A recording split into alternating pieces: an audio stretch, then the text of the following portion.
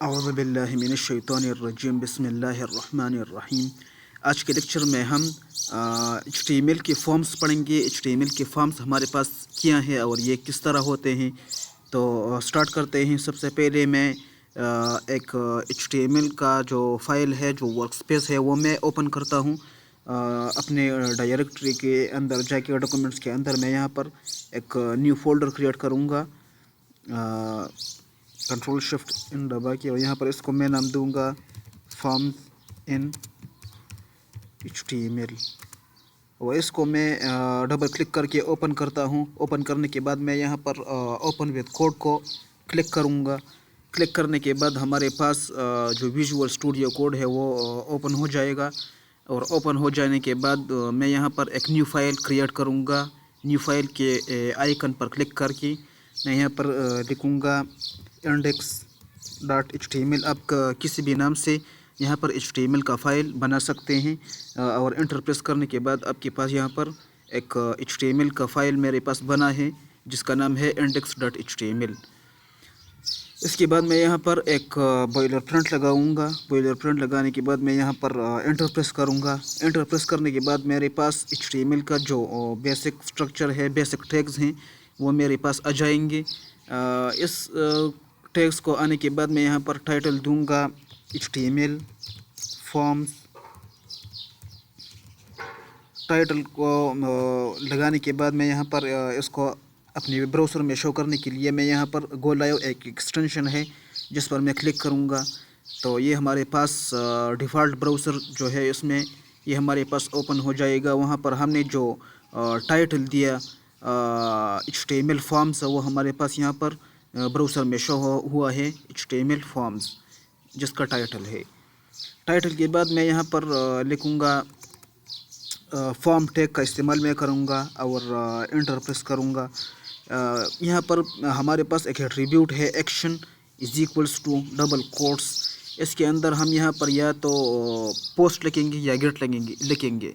Post हम इस वक्त लिखेंगे जब हमारे पास PHP का कोड हो और हम अपना जो फॉर्म का डाटा है वो हम डेटाबेस में स्टोर करना चाहते हैं।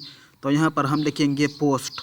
और अगर हम रैंडमली अगर हम यहाँ पर अपना जो सर्च बार है हमारे पास यहाँ पर, इसमें हम जो डेटा हम इंटर करेंगे फॉर्म में, और फॉर्म को इंटर करने के बाद हम यहाँ सबमिट के बटन पर क्लिक करेंगे, तो वो डेटा यहाँ पर आ जाएगा जब हम गेट का इस्तेमाल करेंगे। यहाँ पर एक्शन की जगह action is equals to get. तो मैं गेट लिखता हूँ। और यहाँ पर जो फॉर्म टैग है, पेयरिंग टैग है, इसमें मैं लिखता हूँ लेबल। सबसे पहले मैं लेबल लिखूँगा, label for name. For example मैं एक नेम का टैग नेम का इनपुट फील्ड बनाता हूँ। लेबल लगाने के बाद मैं यहाँ पर लिखूँगा इनपुट टाइप टेक्स्ट, और जो ID है वो मैं लिखूँगा नेम, ताकि ये इसके साथ लिंक हो जाए। Label for name and ID is equals to name. इसको मैं सेव करूँगा, और सेव करने के बाद मैं वहाँ पर गूगल क्रोम में जाऊँगा और अपना जो टेक्स्ट फील्ड है वो देखूँगा। यहाँ पर आप देख सकते हैं कि हमारे पास जो नेम का जो लेबल हमने इस्तेमाल किया वो नेम लेबल यहाँ पर आ चुका है, और वो जो इनपुट फील्ड था जो कि हमने नेम के लिए इस्तेमाल किया वो यहाँ पर इनपुट फील्ड आ चुका है। यहाँ पर मैं यहाँ पर अपना नेम मैं लिख सकता हूँ। इसको जब हम नेम पर मैं क्लिक करूँगा तो ये देखिए आप के साथ ये हाईलाइट होता है। यहाँ पर ये नेम पर मैं क्लिक करूँगा तो ये यहाँ पर आपके साथ हाईलाइट हुआ, क्योंकि ये इसलिए हुआ क्योंकि हमने वहाँ पर जो for is equals to name है, नेम को हमने ID के साथ लिंक किया। इसके बाद मैं यहाँ पर लिखूँगा लेबल फॉर, एक BR का टैग इस्तेमाल करूँगा ताकि ये ब्रेक हो जाए लाइन। और लाइन ब्रेक करने के बाद मैं यहाँ पर लिखूँगा लेबल फॉर, दूसरा टेक्स्ट फील्ड में बनाता हूँ फादर नेम के लिए। तो यहाँ पर मैं लिखूँगा label for if name means father name. और यहाँ पर मैं पेयरिंग टैग लेबल टैग के अंदर मैं यहाँ पर लिखूँगा फादर नेम इफ़ नेम। और यहाँ पर मैं इनपुट टैग का इस्तेमाल करूँगा। इनपुट टैग यूज़ करने के बाद मैं यहाँ पर लिखूँगा टाइप टेक्स्ट और आईडी लिखूँगा इफ़ नेम, ताकि हमारे पास इस इफ़ नेम के लेबल के साथ लिंक हो जाए। आईडी हमने इसलिए दिया, और आईडी का बहुत ज़्यादा यूज़ है इस HTML में हमारे पास। इसको हम जावास्क्रिप्ट के अंदर भी आईडी का इस्तेमाल करेंगे। क्लास हम यहाँ पर क्लास भी दे सकते हैं। इसके वजह से हम इस टेक्स्ट फील्ड को हम सेलेक्ट करेंगे। फिर जावास्क्रिप्ट में आगे आप देखेंगे इंशाल्लाह, जब हम और आगे लेक्चर्स बना सकेंगे। तो यहाँ पर जब मैं ये सेव करूँगा तो यहाँ पर आप देख सकते हैं ब्राउज़र के अंदर कि हमारे पास एक दूसरा टेक्स्ट फील्ड आ चुका है, जिसका लेबल है फादर नेम। और जो इनपुट फील्ड है इसमें हम अपना फादर नेम दे सकते हैं। फॉर एग्ज़ाम्पल मैं यहाँ पर लिखता हूँ सज्जाद अली। सज्जाद अली यहाँ पर आ चुका है। यहाँ पर ये इसलिए आ चुका है क्योंकि हमने इनपुट टैग का इस्तेमाल किया। इसके बाद मैं यहाँ पर लिखूँगा BR का टैग इस्तेमाल करूँगा, और BR का टैग यहाँ पर मैं 2 बार इस्तेमाल करता हूँ। इसको भी यहाँ पर मैं 2 बार इस्तेमाल करता हूँ और सेव करता हूँ। तो यहाँ पर आप देख सकते हैं कि हमारे पास लाइन ब्रेक हुआ और जो टेक्स्ट फील्ड है वो थोड़ा नीचे हुआ, क्योंकि हमने वहाँ पर ब्रेक लाइन का टैग इस्तेमाल किया। इसके बाद मैं यहाँ पर लिखूँगा लेबल फॉर एड्रेस, और यहाँ पर मैं लिखूँगा एड्रेस। इसके बाद मैं यहाँ पर लिखूँगा इनपुट टाइप टेक्स्ट, और टेक्स्ट के बाद मैं यहाँ पर लिखूँगा ID address. ID is equals to address, और इसको मैं सेव करूँगा। सेव करने के बाद आप यहाँ पर देख सकते हैं कि हमारे पास एक और इनपुट फील्ड आ चुका है, जिसका लेबल है एड्रेस।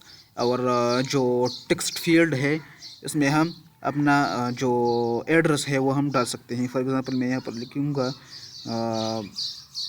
ताजाबाद, बोर्ड बाज़ार,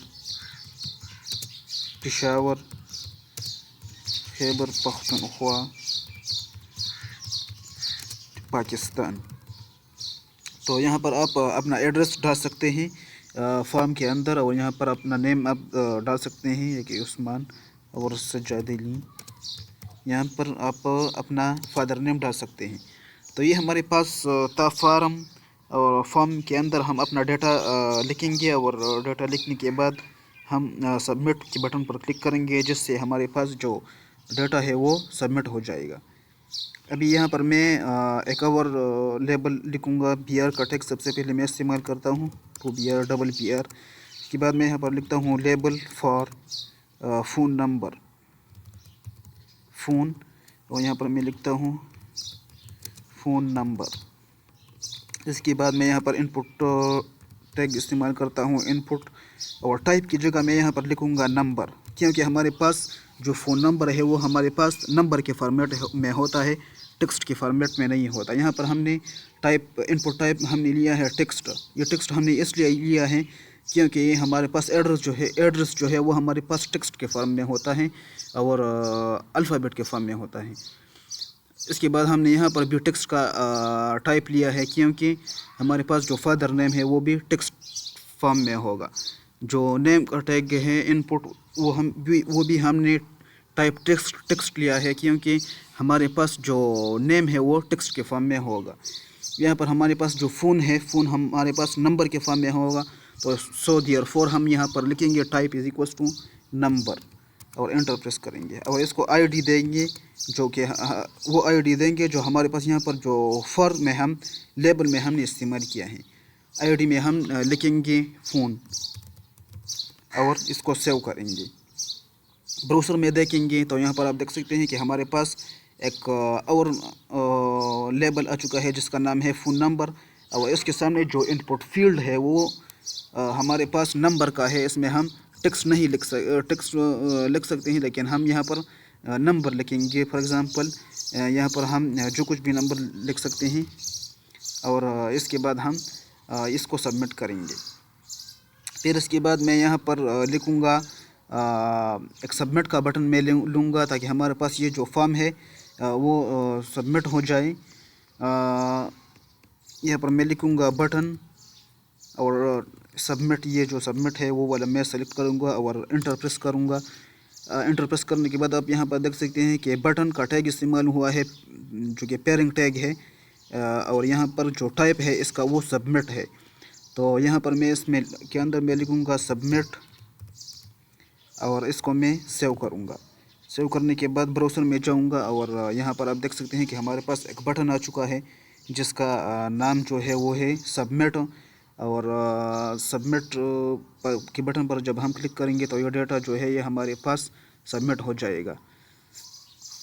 फॉर एग्ज़ाम्पल मैं यहाँ पर लिखता हूँ उस्मान और यहाँ पर हम लिखेंगे सज्जाद अली। यहाँ पर हम एड्रेस लिखेंगे, यहाँ पर हम कुछ भी नंबर देंगे, फ़ोन नंबर हमारा जो भी है वो सबमिट के बटन पर क्लिक करेंगे तो ये हमारे पास जो डाटा है वो सबमिट हो जाएगा PHP की मदद से। जब हम PHP का कोर्स पढ़ेंगे तो फिर मैं आपको ये समझाऊंगा कि हम जब सबमिट के बटन पर क्लिक करेंगे तो हमारे पास डेटाबेस में किस तरह स्टोर होगा और किस तरह हम कोड लिखेंगे, ये सब मैं आपको